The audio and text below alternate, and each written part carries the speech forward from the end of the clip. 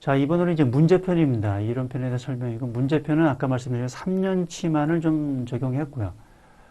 일반적으로 수험 형태에 따라서 좀 부족하다고 느끼시는 분들도 있으면은, 영상은 다 촬영이 되어 있으니까 관련된 부분은 더 볼 수 있습니다. 예, 관련돼서 보시면 문제에 대한 부분, 21년도는 디지털 전자회로가 있었고요. 이런 식으로. 예, 이런 평화례로 실기에서는 출제 범위에 있는 부분들입니다. 그 다음에 이동통신, 이런 부분들 계속 지속적으로 출제가 좀 되고 있고요. 아까 말씀드린 것처럼 이런 HDLC에 대한 부분이 계속 출제가 돼서 좀 더 내용을 상세하게 좀 해설을 달아놨습니다. 관련된 부분 좀 이해가 안 되는 부분들은 그림으로, 급전선에 대한 부분 그림으로 좀 설명을 드렸고요.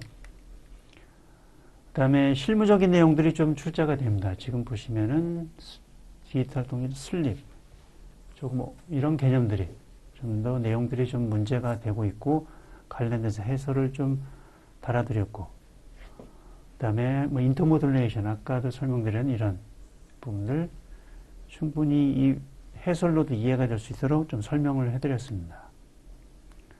그 다음에 무선 설비 기사에서 항상 좀 어렵게도 날 수 있는 부분, 이런 것 조금 무선 설비 기사도 좀 어려울 수 있는 부분인데, 예, 이게 정보통신으로는 좀 더 어려울 수 있죠. 이런 부분들 좀 이해할 수 있도록 충분하게 설명을 좀 해드렸고요. 이동통신, 또 그다음에 방송, 항상 방송과 이동통신 출제되는 쪽 그 수준만을 출제가 되고 있어가지고요. 예. 그다음에 정보통신 네트워크 부분 항상 그 범위 내에서, 그다음에 서브네팅 관련된 부분 좀 더 상세하게 좀 설명을 드렸습니다. 그다음에 라우팅 부분, 또 서브네팅 부분 항상 나오는 문제가 항상 출제가 되고 있고요.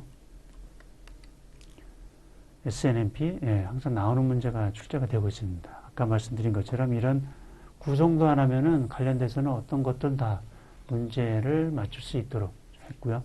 이런 부분들은 표로 다 요약을 했습니다. 이 부분도 항상 출제가 좀 되고 있고, 서브넷 마스크.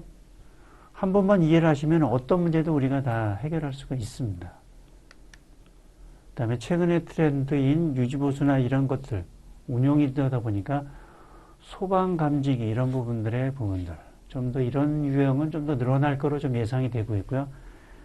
지금처럼 네트워크의 뭐 이런 8점은 정말 실무적인 내용들의 부분인데, 예, 이런 것들도 좀 더 실무에서 좀 필요한 부분들이 출제가 좀 되고 있습니다. 이게 좀 특징적인 부분이고요. 그러면서 합격률이 조금씩 떨어지고 있습니다. 지금의 좀 유형 추세입니다.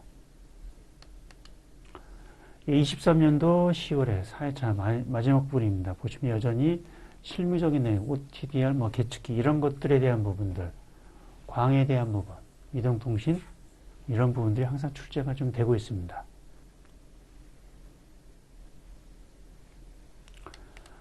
자, 이렇게 해서 필기 교재에 대한 전반적인 설명을 마치도록 하겠습니다. 예, 수고하셨습니다.